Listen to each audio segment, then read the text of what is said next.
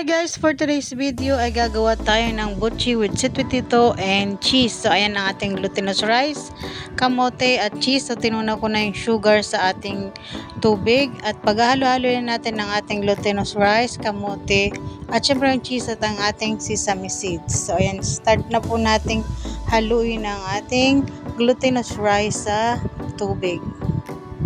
Ganyan lamang po, dahan-dahan po ang paglagay ng ating ano ba yan? Yung ating malagkit na giniling sa ating tubig. Ganyan lamang po, halo-halo. Then lagay ng unti-unti para matansya natin po yung tubig. At syempre mas mamasa or mas mahalo natin po yan hanggang sa kakamayin na natin ang ating dough na kung tawagin. Ayan, mekos-mekos lang ni Shine. Nagbo-voice over tayo ngayon kasi hindi ko alam bakit ganito tong cellphone na to. Nung binibidyo ko po yan, salita ako ng salita, pero ngayon ay edit ko na nakamute. So ayan, dagdag lang ng dagdag ng malagkit na harina. Yan po ay 3 cups ng ating glutinous flour at yan yung tubig po natin ay 2 cups lamang po. Ayon sa ating ginayahan na recipe ng butchi. Halo lang ng halo. Nagiging thickening na ang ating dough. Masyado nang malapot guys.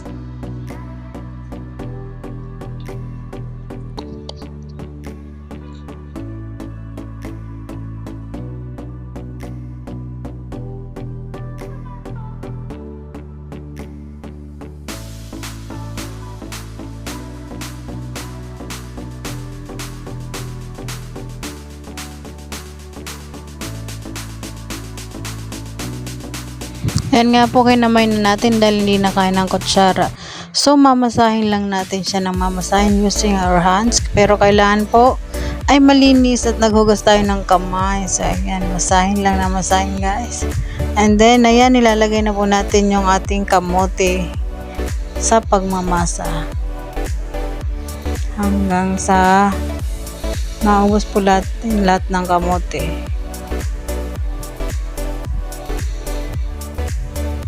So ayan, mekos lang ni siya guys. Pinas forward na natin dahil napakahaba nga po ng video na yan guys. Para makabuo tayo ng 13 minuto. Ayan, sige, masa lang na masa siya eh. Yun, exercise din yan. O sige, ginusto mo yan, pagpatuloy mo. O sige, go lang.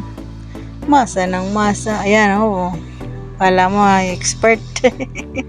So, ayan guys, i-rest muna natin siya ng 15 minutes. Ayan, then, ayan na nga, nakalipas na 15 minutes, ay magbubuo na tayo ng bilog. So, ayan, 1 cup po yung ating ginamit na hulmahan ng bilog. So, ihulma ko muna po lahat yan guys. Ayan. Binawasan pa na siya. Ayan. Ang hirap tanggalin kasi malagkit nga. So, ayan. Ayun. 1 cup. Titingnan natin kung ilan ang magagawa natin sa 3 cup na glutinous flour. So, ayan guys. Ganyan lang yung ginagawa.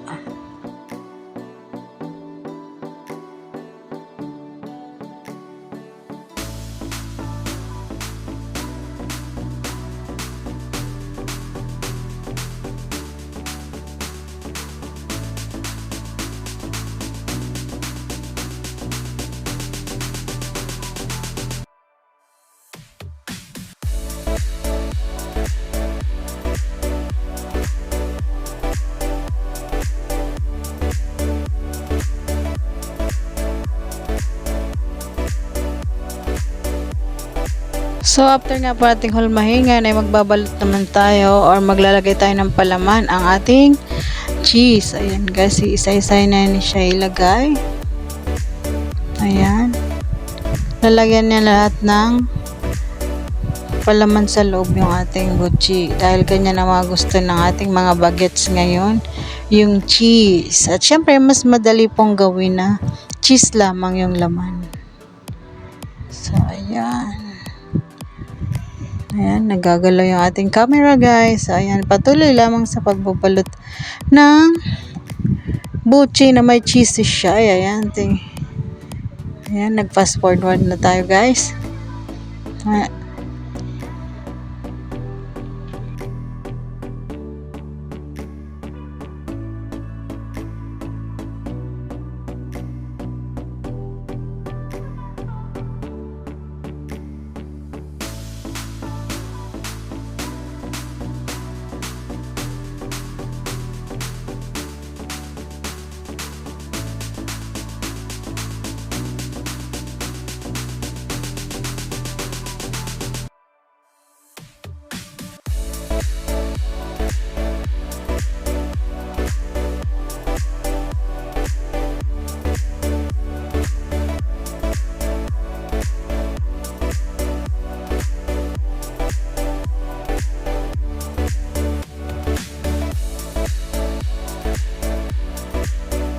So, after nga po niyang lagyan ng palaman, ngayon naman ay hulban natin siya sa ating sesame seeds. Ayan, binabasa ko muna para mas madikit po yung sesame seeds sa kanya. Ayan. Basang konti din sa sesame seeds, then bibilogin ulit para mas kumapit yung sesame seeds. So, ayan, gumagaloy ng ating camera. Bumaba na, hindi na napansin ni siya eh. Yun, inayos. Ayan po. Malapit na matapos ang ating paghahanda ng butchi.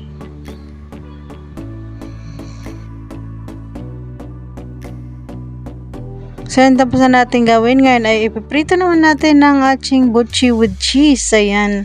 Sa katamtaman lamang pong apoy. Ayan. Iti-deep fry po natin para mas maluto po siya kasi lumulutang po yan pag luto na. So, ayan, nalagay na po isa-isa ang ating butchi with cheese.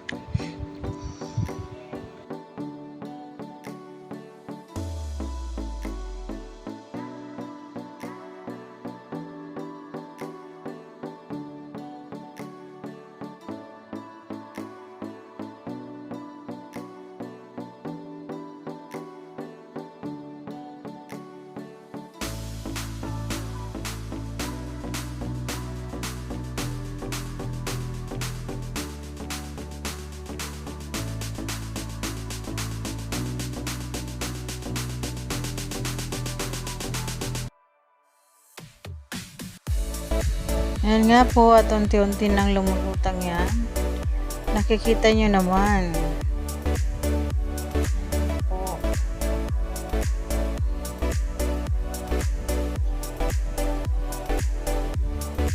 Naka-low fire lamang po siya para hindi mabilis ang luto. Kumbaga ay katamtaman lang po ang pagluluto para pati loob niya ay talagang luto.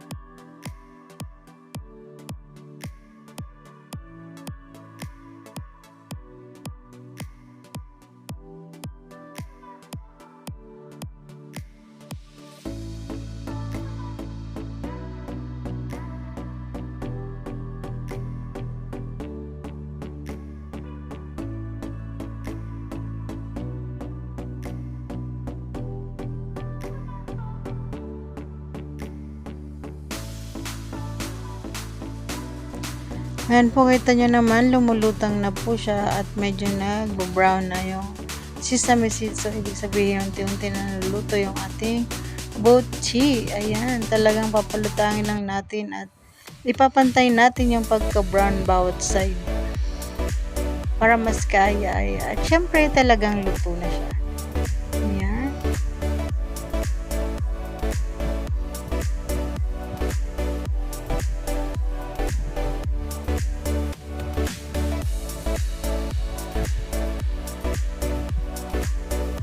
Yan nga, tingnan na at check na ni Shai, paunti-unti yung ating Butchie Company na banghainin. So, ayan nga, testing na isa.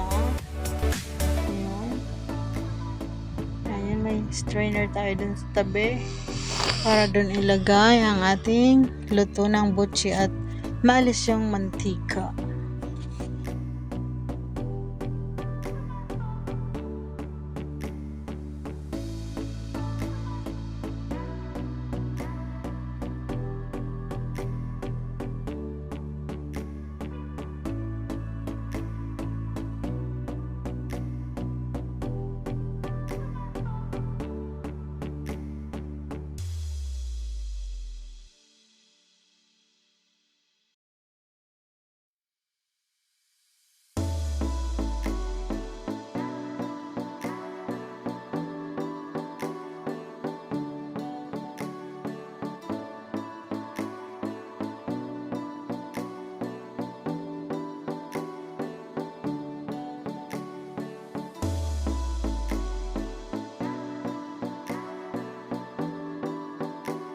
After nga maluto ng first batch, sasalang ulit tayo ng ating second batch. Ayun, nilalagay na po natin isa-isa.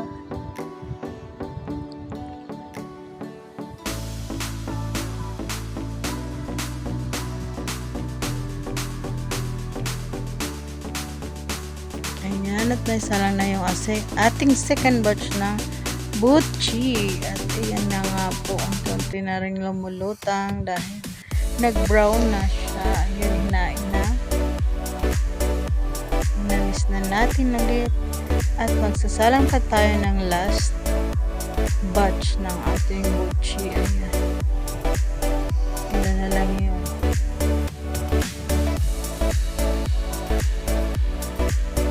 Ayan, 10 lang yun. Baltat lang sa lang. So, ayan, ready na po yung ating butchie at ice candy na paninda. Ayan, thank you for watching everyone at sa support. Ayan, magtinda na po tayo ng butchie ice candy. Yung ice candy po natin ay obi flavor at cheese flavor naman yung dilaw. So, ayan, thank you for watching.